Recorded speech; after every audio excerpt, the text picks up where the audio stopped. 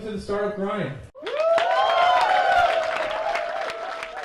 It's a warm welcome. So without any further ado, I'd like to welcome Michel from Usermind. So one of the things that we do here that we, because it really is just a fireside chat. It really is just two people talking about startups and things that they've done or not done and decisions that was good or bad.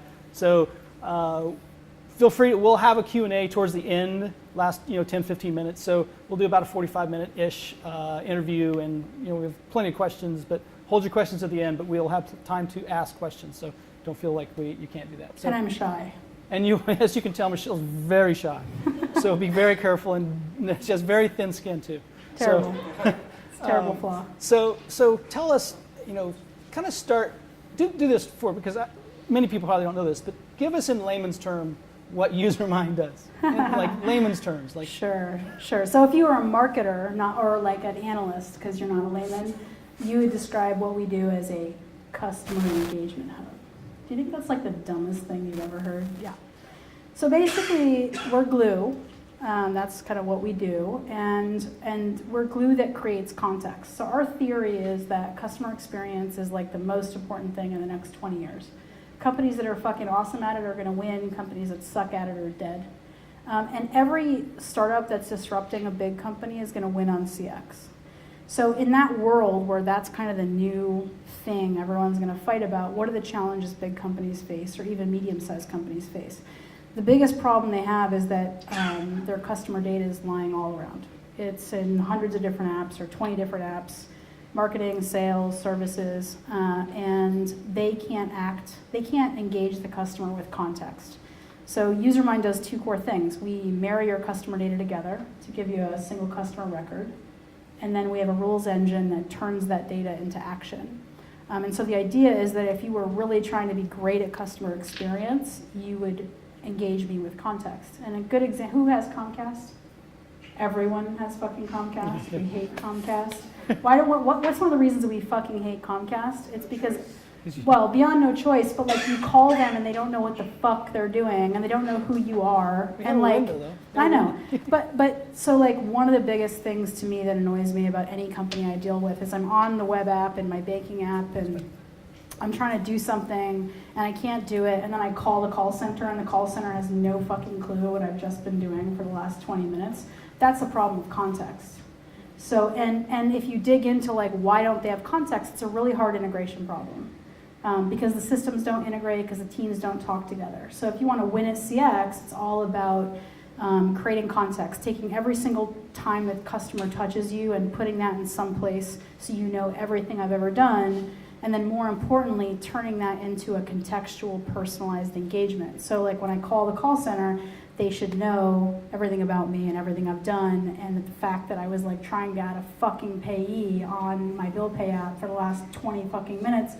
And they should be like, yeah, we noticed that you were trying to add the fucking payee. So to me, that's the problem we solve, and we build complicated enterprise technology to solve that problem. So it basically lays over the top, I'm assuming. Yeah, we basically, so the alternative to us is Salesforce says, well, buy everything from us and it'll all just automatically work together, or pay consultants millions of dollars. And so our theory is you shouldn't do that. So how many people are techies in this room? Okay, so if I stepped away from layman's terms, we're building an abstraction layer. We're basically telling people, look, don't lock all this shit in all these different apps. Put an abstraction layer in place, and not only will you get better CX today, but tomorrow when you want to like change out your marketing automation app for a different product, we're going to enable that. And so, we think just like virtualization and so VMware and Docker, these are abstraction layers for IT. We're going to be the abstraction layer for sales and marketing and CX. And that is like one of the most important strategic grounds to own in the next 20 years. Yeah. So we think it's a $60 billion market opportunity. We think our investors reflect that. Yeah, yeah, exactly. So tell me, you were at Mercury for many years, right? You did the thing and got acquired by HP, and then did the reverse and acquired Ops. You at least ran the Ops code mergers. Yeah, right? yeah. So what things are you taking today to run your startup, which is now, how many people now? Oh, almost 50. Almost 50. So you're still smallish that you know everybody. Tiny. Yeah. Big enough. Yeah, big enough, but you know people still. You still know all their names. Oh, I know. Yeah, absolutely. I know everybody. So tell me, like, in your world of enterprise, which is where you basically came from, Yeah. what things have you brought forward that, like, you were surprised that didn't work? And don't tell me the things that I kind of know, like the obvious ones. Like, what are the things that you thought, oh, this should just transfer over.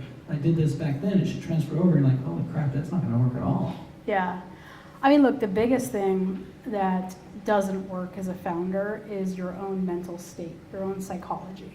So, like, when I don't know how many people have read like the hard thing about the hard things. Yeah, Ben's book. So, Ben calls it the struggle. So, like, the thing that I think every founder underestimates is how stupid you become the minute you found. Meaning, simple example. I mean, I've hired hundreds of people in my career, and I've fired many. And I never have had a problem with it, and, kind of doesn't matter. Startup, big company, doesn't matter. Sure.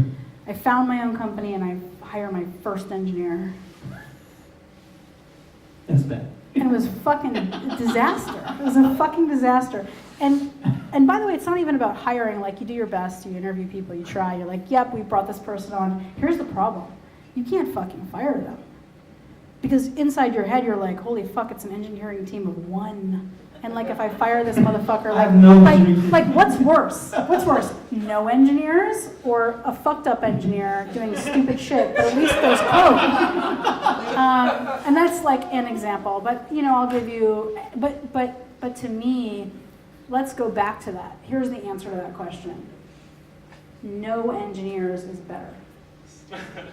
And I'm not shitting you. Every fucking mistake I've made, like in the first 2 years, was around emotion, right? My terror, my fear of like not making enough progress, my fear of like, somehow there was like, and I describe it as a fog of war. All of a sudden you're making all the same decisions you've made before, right? Feature prioritization, hiring, firing.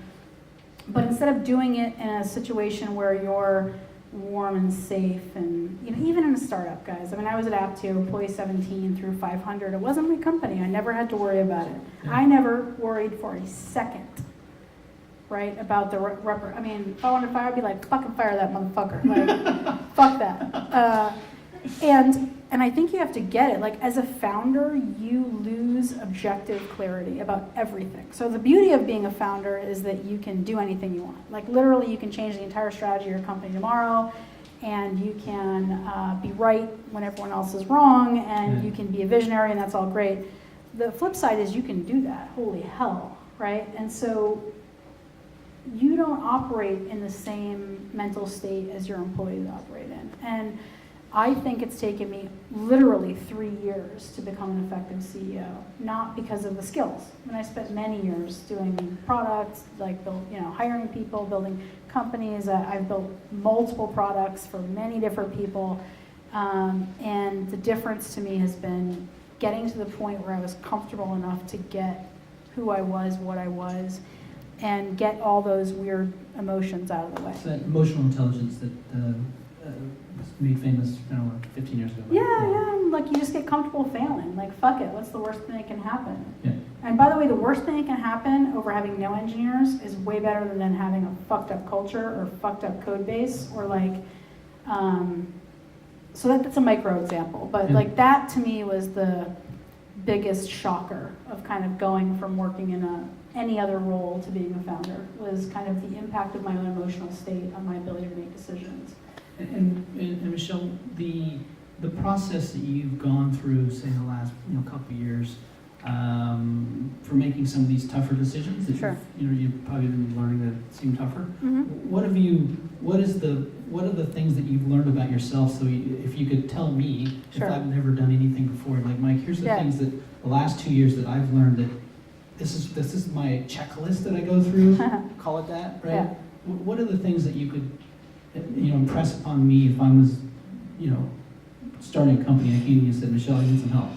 Yeah, well, I mean, number one, that's normal, right? So like, that's part of why I think Ben's book was revolutionary, is nobody talked about it. So have you ever asked a founder, how's it going? And the answer to the question is, it's fucking amazing, and it's awesome, and we're growing like crazy, and like, we're fucking crushing it.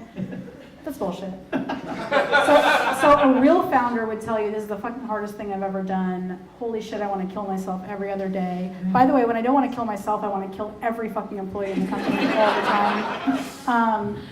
So that's the truth. So I would say, like, just get it, that's what you're embracing, right? And then get a therapist. I happen to have 2 of them. Really, and I'm not kidding. Like, what you're gonna find is, so things I've seen, all of your bullshit is gonna become your company's cultural bullshit. All of your personal unaddressed things that you don't need to deal with your like wife or partner or your kids or your friends, that's gonna play itself out in the culture of your company. And so you better get committed to like addressing your own dark side, because that is gonna play out every day in your company. And it may or may not matter. Like for some companies, the founder's so right, the market's so there, like it doesn't matter, right?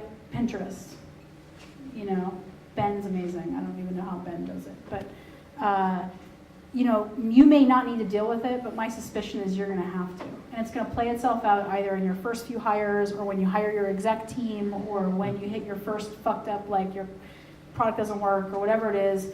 So I would say, like, get righteous with your own mental health, and be unafraid to talk about it and find people you can talk about it. I just joined YPO, which is an amazing group of people, like, for that purpose. Ask me again what you asked me. I forgot. Sorry, I got distracted. No, what else can I tell? Yeah, like what would you say over the last couple of years you've learned how to kind of make those tough decisions? Or what are maybe, I call it a checklist, but what things do you what progression to go through to make these tough decisions? Because the tough decisions are basically every day, but they just get easier because you get used to them. Well, I think it depends on your wheelhouse. So, like every founder comes to the role from different functions. I'm happy to be a product person. So for me, the product stuff's easy. Like I could do product work in my sleep, which means I can intro customers, I can do whatever. So the biggest question is not like, how do you do the stuff you're good at, but how do you do the stuff you don't know anything about? So for me, what does that mean? Well, how do you hire great engineers? I'm a good product person, but I've never written code. Or how do you assess your CTO's performance? Or how do you hire a great head of customer success? And so, like, I've evolved a process that comes from my background. You're gonna have to figure out your own process when you found. But I do a lot of interviewing. So, like, I'll give an example. I was trying to hire my head of customer success, and I've never run a customer success team. So how do you hire, you're a CEO, like most of the functions you run, you're gonna know less than anyone you're hiring. So how do you figure out how to be really good at managing and finding and interviewing people who know more than you about their functions? So I'm a product person, so I evolved an interviewing technique. So I go to my investors and say, who are the best 4 people you know who run great customer success organizations? Great, will you make an intro to me? And I'll go and have a coffee with them, and I'll say, literally, this is like a product interview. I'm like, tell me about your life story. And okay, what are all the experiences you had that led to you becoming a head of customer success? And what do you do on a daily basis? And how do you evaluate yourself? Like, what do you think makes success or failure? And my experience is if I do 4 or 5 N of these, I all of a sudden evolve my own perspective.